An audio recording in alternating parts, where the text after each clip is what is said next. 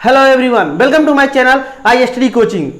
दोस्तों, आपको बता देना चाहता हूं कि यह वीडियो बहुत ही मजेदार होने वाली है, क्योंकि आज हम पढ़ेंगे पास्ट इंडेफिनिट टेंस।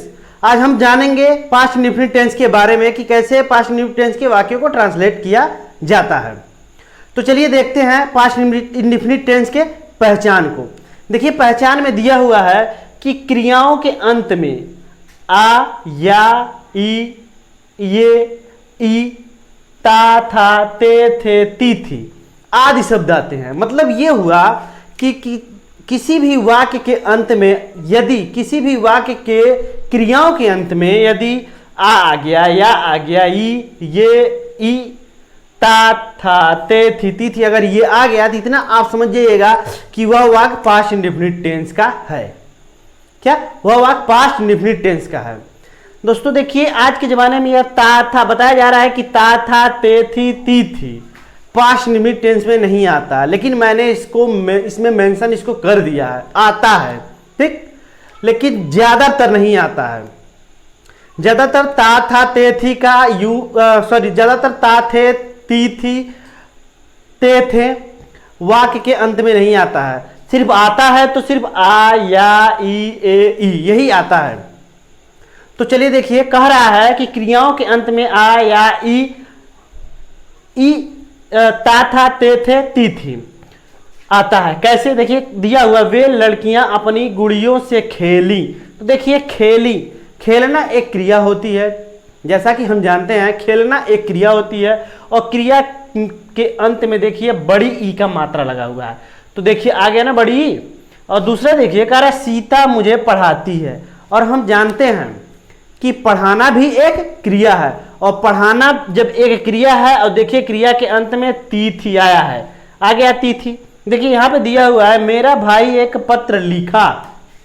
और ये भी हम जानते हैं कि लिखना एक वर्ब है और क्रिया के अंत में आ गया है।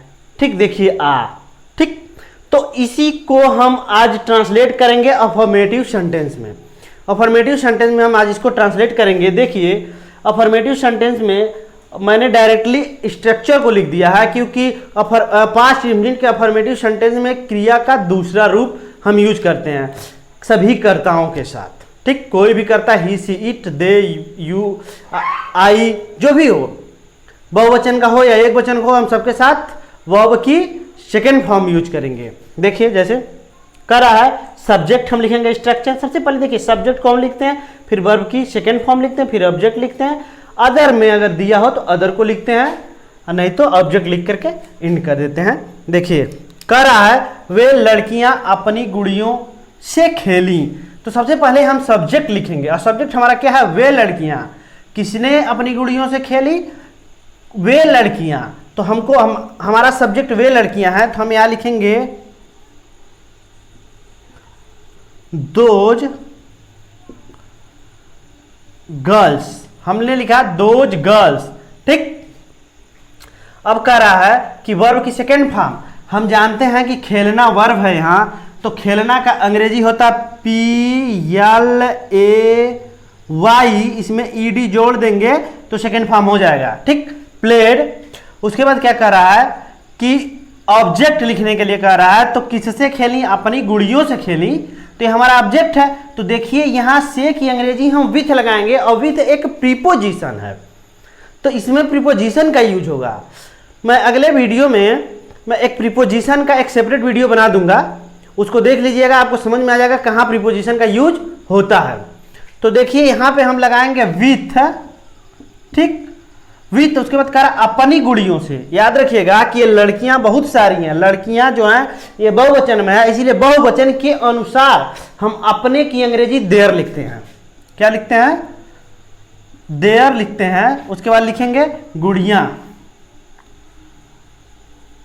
Dolls, full stop. ठीक, उसके बाद देखिए कह रहा है सीता मुझे पढ़ाती है। सीता मुझे पढ़ाती है, तो हम सबसे पहले सब्जेक्ट लिखेंगे। क्या लिखेंगे? सीता। हमने लिखा सीता। उसके बाद कह रहा है वर्ब की सेकेंड फॉर्म, पढ़ाना का, टीच माने पढ़ाना होता है, और इसका सेकेंड फॉर्म होता है TAUGHT, टाट होता है, टाट। ठीक, उसके बाद मी। मी ऑब्जेक्ट हो गया, फुल स्टॉप। ठीक, उसके बाद कह रहा देखिए मेरा भाई एक पत्र लिखा, तो माई ब्रदर, सब्जेक्ट में आपका हो गया माई ब्रदर। किसने एक पत्र लिखा? मेरा भाई, तो हमने लिखा माई ब्रदर। उसके बाद कह रहा है कि वर्ब की सेकंड फॉर्म, देखिए इसको, वर्ब की सेकंड फॉर्म WROTE, रोट, एक पत्र, ऑब्जेक्ट है एक पत्र, लिख देंगे लेटर, फुल स्टॉप। तो हम ऐसे अफर्मेटिव सेंटेंस को बनाएंगे। याद रखिएगा, वर्ब की सेकंड फॉर्म हम सभी कर्ताओं के साथ हम लगाते हैं। ठीक, ये बहुत कठिन नहीं है। आप वर्ब की फर्स्ट फॉर्म, सेकेंड फॉर्म और थर्ड फॉर्म तीनों याद कर लेंगे तो बनाने में दिक्कत आपको बिल्कुल नहीं होगी। चलिए निगेटिव सेंटेंस को देख लेते हैं कि निगेटिव सेंटेंस को कैसे बनाया जाता है।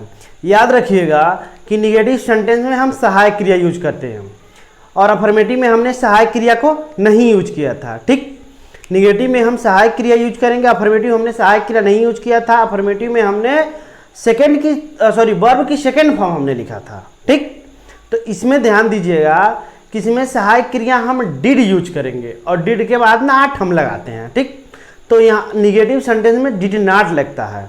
ठीक, डिड नॉट लगता है और क्रिया जो होती है सेकेंड फॉर्म में नहीं आती है, ये फर्स्ट फॉर्म में आ जाती है। अफर्मेटिव में हम क्रिया सेकेंड फॉर्म में लिखते हैं और निगेटिव में हम फर्स्ट फॉर्म में लिखते हैं। इतना याद रखिएगा आप लोग। ठीक, सहायक क्रिया हम क्या यूज करेंगे? याद रखिए, सहायक क्रिया मतलब हेल्पिंग वर्ब, हम क्या लगाएंगे? डिड। ठीक, और मुख्य क्रिया क्या लिखेंगे? मुख्य क्रिया में आपका पहला रूप हो गया। ठीक, याद रखिएगा, ये पहला रूप, मुख्य क्रिया आपका क्या हो गया? पहला रूप। इसको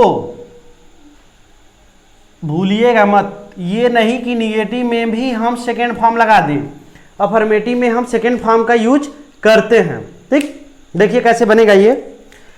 इसमें देखिए हम सब्जेक्ट लिखेंगे, सहायक क्रिया डिड लिखेंगे, फिर नॉट, फिर वर्ब की फर्स्ट फॉर्म, फिर ऑब्जेक्ट।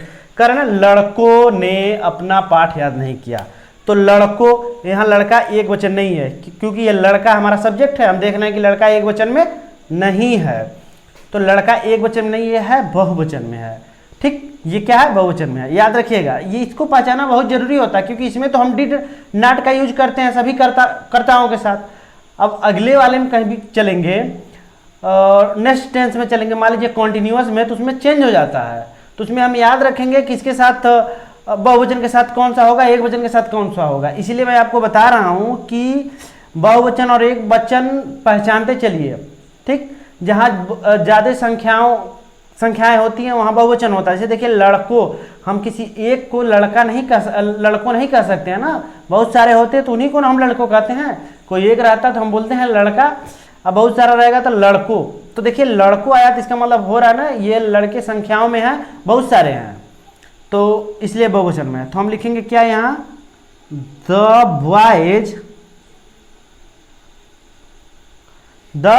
बॉयज। ठीक, उसके बाद करा सहायक क्रिया डिड नॉट। अब देखिए हम लगाते हैं क्या? Did not. हमने लिखा क्या? सहायक क्रिया did not.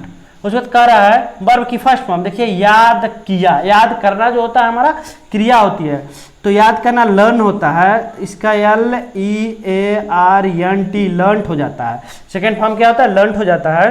The boy did not learn. उसके बाद कह रहा है अपना पाठ, तो याद रखिएगा यहाँ लड़के बहुवचन में है और बहुवचन के अनुसार हम अपना की अंग्रेजी देयर लिखते हैं, तो यहाँ हम लिखेंगे क्या?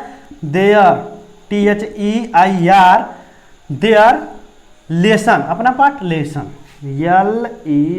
LESSON, full stop. ठीक, अब दूसरा देखिए, कह रहा कि उसने जाल नहीं खींचा। उसने जाल नहीं खींचा, तो उसने की अंग्रेजी हम लिख देंगे यहाँ पे ही। ठीक, करा सब्जेक्ट, फिर उसका रहा डिड नॉट, डिड, उसके बाद लिखेंगे नॉट, उसके बाद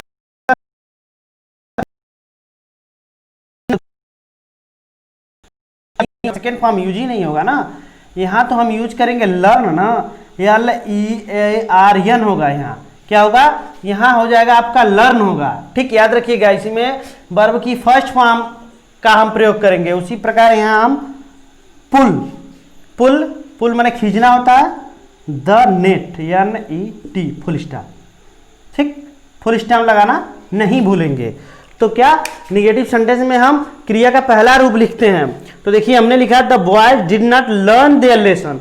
यहाँ लर्न नहीं होगा, यहाँ सेकेंड फॉर्म नहीं होगा, यहाँ फर्स्ट फॉर्म। अफर्मेटिव में सेकेंड फॉर्म, निगेटिव में फर्स्ट फॉर्म का यूज होता है। ठीक, यहाँ पे गलती से सेकेंड फॉर्म लिखा गया है तो इसको सुधार लीजिएगा। ठीक, तो अब देखिए, चलिए इसको देखिए, थोड़ा सा सेंटेंस थोड़ा अलग है। यह वाक्य हमारा अलग है, ये भी निगेटिव में है। देखिए इसमें भी नहीं शब्द आया है, इसमें भी नहीं शब्द आया है। कह रहा वह झूठ कभी नहीं बोला, वह झूठ कभी नहीं बोला। तो हम देख रहे हैं कभी नहीं आया। तो याद रखिएगा कि जब भी कभी नहीं आए तो हम उसकी अंग्रेजी, कभी नहीं की अंग्रेजी नॉट नहीं लिखते हैं और न तो डिड लिखते हैं उस वाक्य में। वह वाक्य अफर्मेटिव में बनता है। ठीक, वह वाक्य इस तरह बनेगा, अफर्मेटिव में बनेगा। तो अफर्मेटिव का याद रखिएगा, अफर्मेटिव का स्ट्रक्चर यही होता है कि सब्जेक्ट, वर्ब और ऑब्जेक्ट, यही लिखा जाता है। तो बस इस स्ट्रक्चर में थोड़ा सा चेंज कर देते हैं। थोड़ा सा क्या चेंज करते हैं कि हम ये कभी नहीं की अंग्रेजी भी लिखते हैं। तो जब कभी नहीं की अंग्रेजी लिखाएगा तो ये स्ट्रक्चर बनेगा आपका, यहाँ से प्लस यहाँ पर आ जाएगा नेवर। याद रखिएगा क्या होगा, नेवर होगा यहाँ पे। ठीक, नेवर यानी EVER। याद रखिए मैंने इसीलिए पहले इसको सब्जेक्ट प्लस वर्ब की सेकेंड फॉर्म ऑब्जेक्ट लिखा, क्योंकि यह अफर्मेटिव में बनता है। तो अफर्मेटिव का तो स्ट्रक्चर ये होता है, सब्जेक्ट वर्ब की सेकेंड फॉर्म ऑब्जेक्ट होता है। लेकिन जब हम इसका स्ट्रक्चर हम बनाएंगे, जब इसको बनाएंगे तो बस सब्जेक्ट के बाद नेवर लिखते हैं, फिर वर्ब की सेकेंड फॉर्म, फिर ऑब्जेक्ट। किसमें, जब कभी नहीं, नेवर यहाँ लिखा है ना, कभी नहीं मतलब नेवर के साथ ये वाला स्ट्रक्चर लगेगा। तो हम लिखते हैं ही। ठीक, हमने लिखा ही, उसके बाद कह रहा है नेवर। देखिए अफर्मेटिव में अगर रहता है तो हम वर्ब की सेकंड फॉर्म लगाते हैं, लेकिन ये निगेटिव में है, लेकिन हम इसको अफर्मेटिव की तरह बनाएंगे। तो नेवर हम यहाँ पे लिख देंगे। याद रखिएगा, नेवर सब्जेक्ट प्लस नेवर, उसके वर्ब की सेकंड फॉर्म। बोलना टोल्ड होता है, टोल्ड और लाई, LIE फुल स्टॉप। ठीक, याद रखिएगा नेवर सब्जेक्ट के बाद लिखेंगे, मतलब ये कि हम सब्जेक्ट लिखते हैं प्लस नेवर लिखते हैं प्लस वर्ब की सेकेंड फॉर्म लिखते हैं, ऑब्जेक्ट लिखते हैं। याद रखिएगा यही स्ट्रक्चर होता है। ठीक, यही मैंने यहाँ पे लिखा है, इसको यही स्ट्रक्चर होता है। तो इसको आप लोग याद रखिएगा, ये बहुत ही इंपॉर्टेंट होता है। ठीक, बहुत इंपॉर्टेंट होता है ये। कभी कभी गलती से यहाँ पे डिड नॉट का यूज कर देते हैं लोग, तो वो गलत हो जाता है। तो आशा करता हूँ कि ये वीडियो आपको अच्छी लगी हो और समझ में आया होगा। तो समझ में आया हो तो कृपया करके लाइक करें और कमेंट भी कर दें, और सब्सक्राइब करना ना भूलें, और सब्सक्राइब के साथ बेल आइकन भी दबा दें ताकि हमारा अगला वीडियो का नोटिफिकेशन आप तक पहुंच सके। वीडियो पे बने रहने के लिए बहुत बहुत धन्यवाद।